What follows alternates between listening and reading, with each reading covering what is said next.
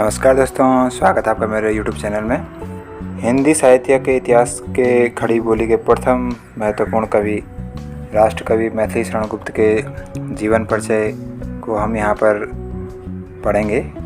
साहित्यिक योगदान और उनकी काव्य रचनाएं के अलावा साहित्यिक रचनाओं पर हम चर्चा करेंगे।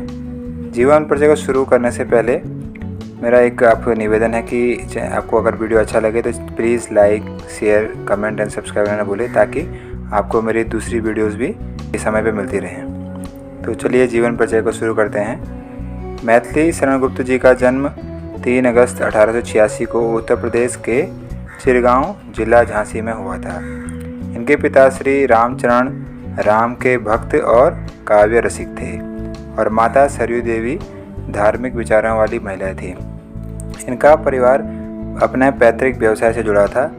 इनके 4 भाइयों में से सियाराम गुप्त ही काव्य और साहित्य के क्षेत्र में चर्चित हुए। मैथिली शरण गुप्त चिरगांव की प्राइमरी पाठशाला में कुछ समय तक शिक्षा प्राप्त करने के बाद घर पर ही हिंदी, संस्कृत, बांग्ला, मराठी और अंग्रेजी भाषा का ज्ञान प्राप्त करते हुए काव्य रचना में लीन रहे।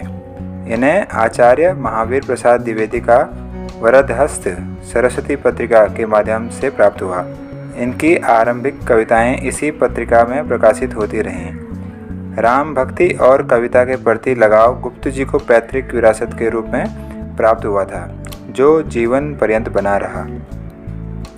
मैथिली शरण गुप्त को अपने अनवरत रचनाशीलता के लिए साहित्य जगत से यथोचित सम्मान प्राप्त हुआ था। 1936 ईस्वी में इन्हें हिंदी साहित्य सम्मेलन प्रयाग से साकेत के लिए मंगला प्रसाद पुरस्कार प्रदान किया गया। 1946 ईस्वी में इन्हें सम्मेलन की ओर से साहित्य वाचस्पति की उपाधि से सम्मानित किया गया। 1948 ईस्वी में लखनऊ विश्वविद्यालय ने इन्हें मानद डी.लिट की उपाधि से विभूषित किया। वे 1952 से लेकर 1964 तक 1952 से 1964 तक राज्यसभा के मनोनीत सदस्य रहे। हिंदी जगत में इनकी देशभक्ति से युक्त स्वाधीनता संग्राम के लिए जनमानस को प्रेरित करने के लिए महात्मा गांधी जी ने राष्ट्र कवि की उपाधि दी थी और साहित्य जगत में ये दद्दा के रूप में जाने जाते रहे। 1964 ईस्वी में 1964 में गुप्त जी का देहावसान हो गया था। अब चर्चा करते हैं गुप्त जी के साहित्यिक योगदान पे। तो मैथिली शरण गुप्त जी का काव्य यात्रा द्विवेदी युग से आरंभ होकर छायावाद, प्रगतिवाद, नई कविता के लंबे दौर तक फैली हुई है। इनकी चिंताधारा में पूरे 50-60 वर्षों की काव्य यात्रा में प्रायः कोई विशेष मोड़ या परिवर्तन नहीं दिखाई देता है। हिंदी की राष्ट्रीय सांस्कृतिक काव्य धारा के माखनलाल चतुर्वेदी, बाल कृष्ण शर्मा, नवीन, सोहनलाल द्विवेदी, रामधारी सिंह दिनकर आदि कवियों के साथ गुप्त जी एक महत्वपूर्ण कवि के रूप में स्वीकृत हैं। राष्ट्र कवि मैथिली शरण गुप्त की भारत के भविष्य की कल्पना का आधार रामायण, महाभारत और अन्य भारतीय पौराणिक कथाओं में निहित हैं। अतः इसमें कहीं कहीं पुनरुत्थान का भी आभास मिलता है, लेकिन राष्ट्रीय जागरण और स्वाधीनता के मूल्यों से जुड़कर उनकी पुनरुत्थानवादी चेतना आगतिशील होने नहीं पाती।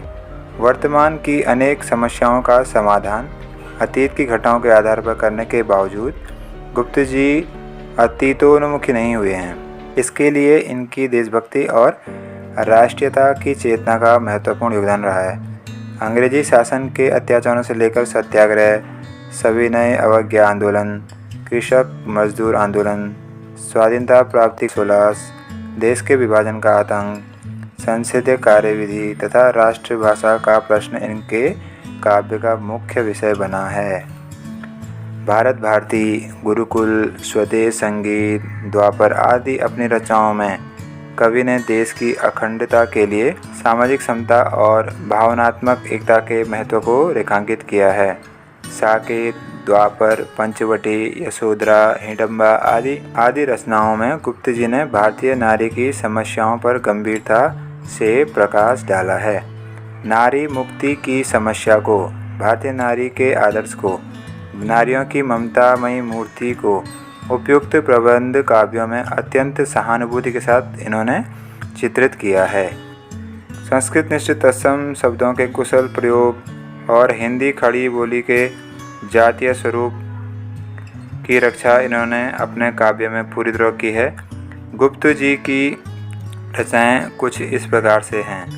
काव्य में रंग में भंग जो इनका पहला काव्य संग्रह है, भारत भारती, साकेत, यशोधरा, कुणाल, झंकार, उच्छ्वास, द्वापर, सिद्धिराज, विष्णुप्रिया, जय भारत, जयदत्त वध, पंचवटी, नहुष, वन वैभव, बकसंहार, मंगलघट, अर्जन और विसर्जन, काबा और करबला जो कि मोहम्मद शाह पे लिखा हुआ गया है, अंजलि और अर्घ्य, स्वदेश संगीत, वैतालिक, हिंदू शक्ति, गुरुकुल, विकट भट्ट, पद्य प्रबंध, पत्रावली, शकुंतला, हिडम्बा, विश्ववेदना, किसान, पुत्र, पृथ्वीपुत्र, राजा प्रजा, तिलोत्तमा, अजीत, लीला, नग, चंद्रहास,